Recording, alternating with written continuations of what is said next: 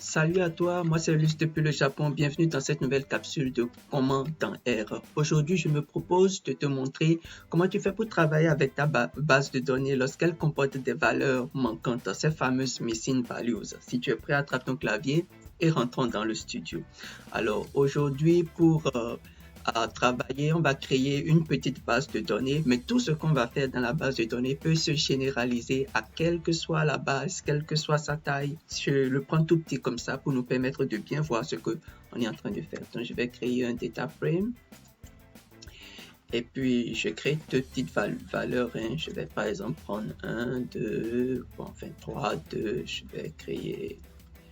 vais faire ça. Je fais ça. Bon, voilà, tout simple. Et je prends Y, je fais pareil. Je vais peut-être prendre 6. Je fais peut-être 8. Je prends une valeur manquante peut-être. Et là, je vais faire 9. Je fais peut-être 2. Voilà, donc on crée une base de données tout simplement comme ça. On peut regarder le contenu de notre base en faisant data et puis en travaillant, en regardant un peu, voilà, donc on voit qu'il y a des choses qui manquent, ainsi de suite là. Donc, lorsqu'on a ces éléments dans notre base de données, on a quelques difficultés. Mais avant d'aller là, je voudrais te rappeler rapidement ceci. Tu sais, lorsqu'on veut changer les titres, enfin le titre, on veut recoder les variables d'une base de données. On avait déjà vu dans une capsule précédente qu'on peut utiliser data. On peut utiliser fixe, tu vois. Et quand j'utilise fixe, là, il y a cette fenêtre qui apparaît. Je peux regarder, tu vois en haut ici le titre, j'ai int y, les variables qui sont dans mon data frame qui sont là. Je peux les changer rapidement en cliquant dessus. Donc, je peux par exemple faire par int et je fais entrer, ça fait pareil. Je peux faire par y, ça fait entrer. C'est une parenthèse que j'ouvre rapidement. Je vais la refermer tout de suite. Donc, quand je fais ça, tu vois, il y a cela qui est créé. Et quand je referme ici, je peux faire data. Je peux faire data. Attention, data. Et quand je fais data, tu vois, il y a le titre, le nom des variables qui change rapidement. Là, on a var int var y. Le problème avec fixe, néanmoins, c'est que lorsque tu recodes l'entête comme ça et que pour une raison ou une autre, je suppose ici que pour une raison ou une autre, on ajoute quelques éléments. Je vais prendre peut-être 3 ici et puis dans la deuxième base, je vais peut-être prendre une valeur manquante et puis je vais prendre 4 comme ça, ça peut aller et j'exécute. Et si je regarde maintenant le contenu, tu vas voir que à nouveau, on aura encore int et y, on n'aura plus var int var y, on aura int et y. Donc, fixe ne nous permet pas de gagner du temps. C'est là le petit problème avec fixe. Donc, pour faire ça, on peut utiliser name. Je te montre rapidement pour corriger cet élément-là. On peut utiliser name. Si je fais name data, tu vois, il y a les noms qui apparaissent. Donc, il y a le premier et le deuxième que je peux recoder. Enfin, le premier élément et le deuxième élément que je peux recoder rapidement. Donc, je fais name data. Je fais par exemple l'élément 1 et je dis attention, l'élément 1, il faut me nommer ça var int, donc on le majuscule, et j'exécute et je fais pareil, je fais data, je fais l'élément 2, il faut me le noter, je vais prendre var y comme ça, et quand je fais ça, je peux maintenant faire data, et tu vois, l'entête ça fait var int var y, bon, je vais mettre ceci sous veilleuse, attention, je vais mettre fils et data sous veilleuse.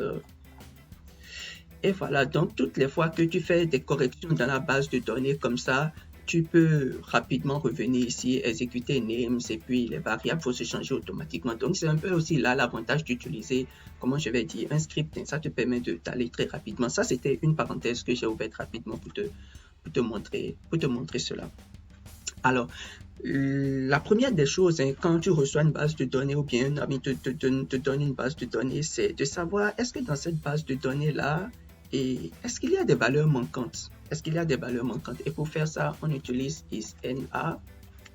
Et quand je mets le nom de ma base de données là, tu vois ici, il apparaît une série de valeurs logiques. C'est des false, true, false, et ainsi de suite. Voilà. Donc, quand il n'y a pas de valeur manquante, quand la variable en question n'est pas une valeur manquante, il met false, c'est pas une valeur manquante. Et quand c'est une valeur manquante, il met true pour dire que ça, c'est une valeur manquante et ainsi de suite. Maintenant, tu peux me dire, Niel, false, true, et écoute, c'est beaucoup, hein, n'est-ce pas? Voilà, est-ce qu'on ne peut pas faire mieux? Oui, on peut bien faire mieux. Si par exemple je fais x1 et j'exécute, tu vas voir que au lieu que ce soit des false et des true qui apparaissent là, et on a quoi?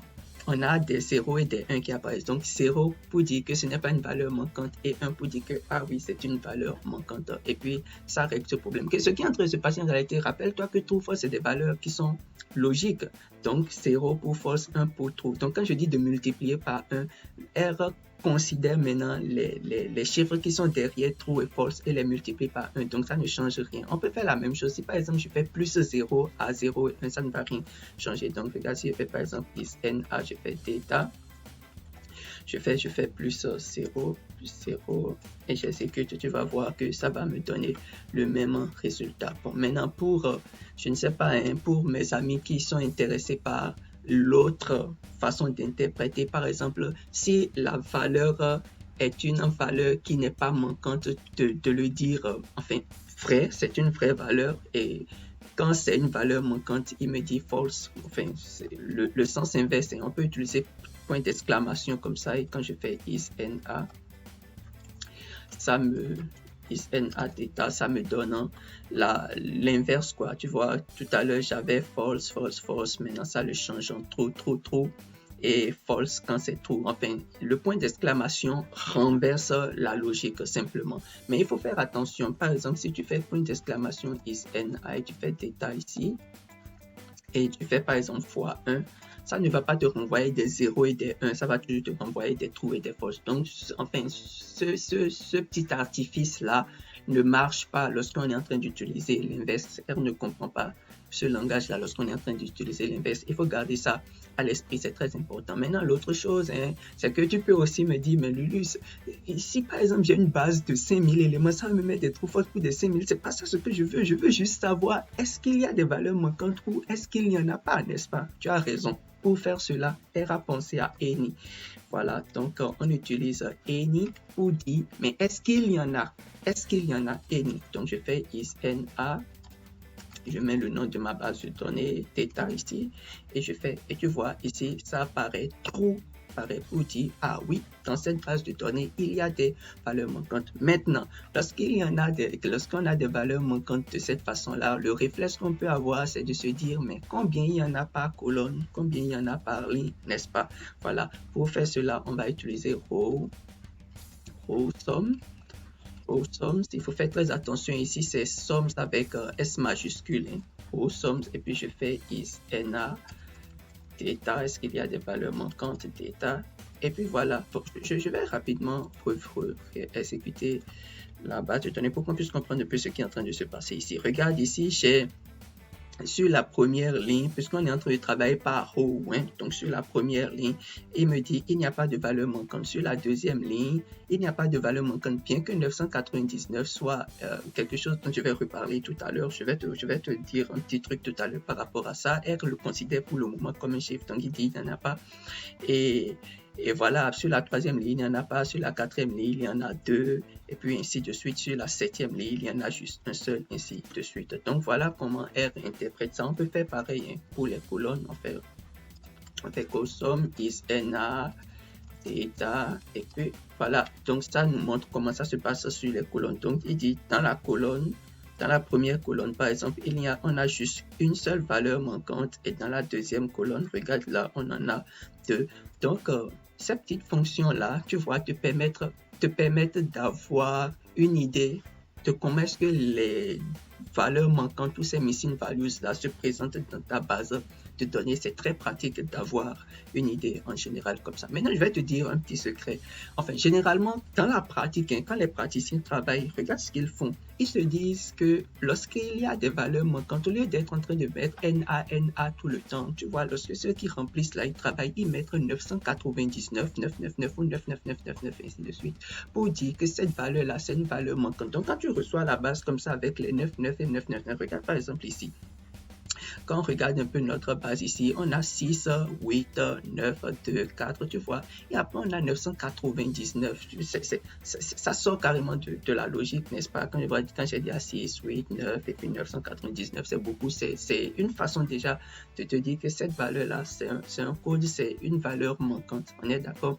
Donc, pour faire ça, avant de commencer par travailler, si tu ne dis pas R, R va considérer ça comme un chiffre et travailler avec ça comme des chiffres. C'est ce qu'il a fait ici, par exemple. Il a considéré que sur la ligne 2, il n'y a pas de valeur manquante.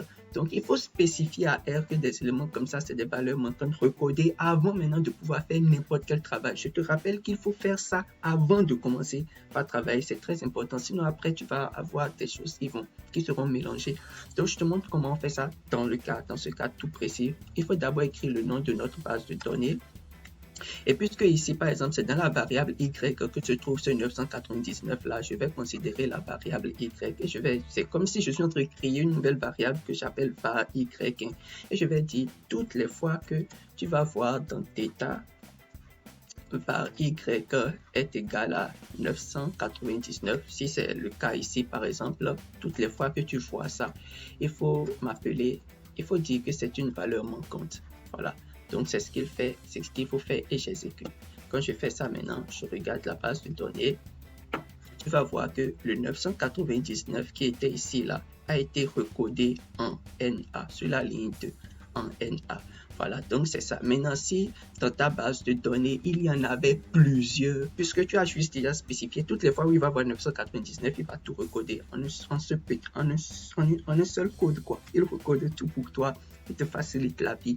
Voilà, et puis ça te permet de pouvoir faire le boulot de façon très simple. Maintenant, regarde ce que je vais faire. Je vais attacher la base de données pour pouvoir travailler. Ça me permet de travailler avec beaucoup plus de flexibilité, quoi.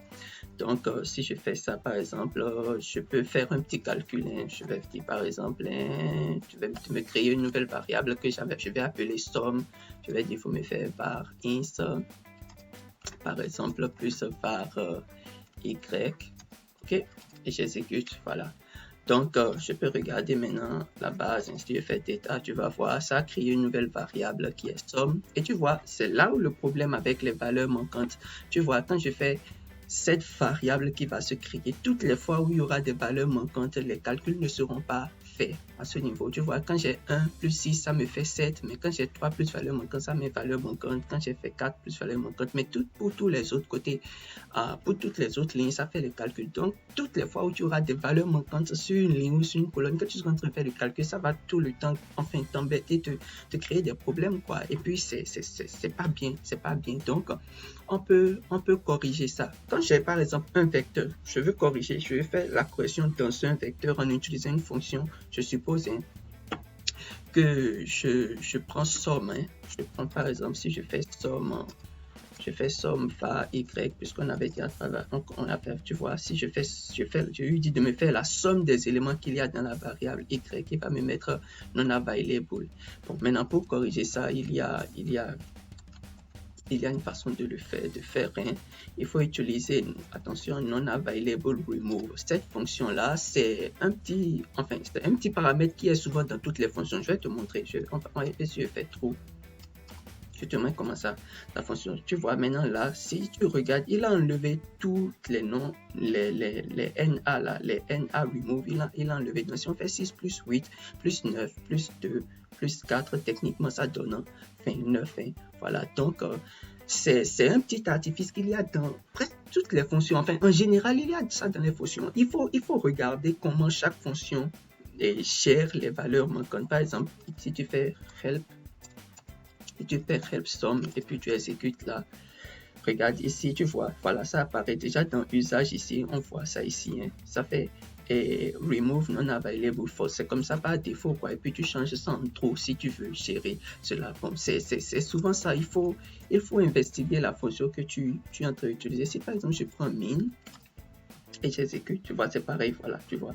Il y a aussi NA remove false qui apparaît là, et puis ça te permet de savoir si la fonction a NA remove ou s'il n'a pas, ou bien comment est-ce que cette fonction-là, elle manipule les valeurs manquantes, ça te permet de le savoir tout facilement et de pouvoir avancer. Donc ça, c'est quand tu es en train de travailler avec, c'est pas un vecteur où il y a des...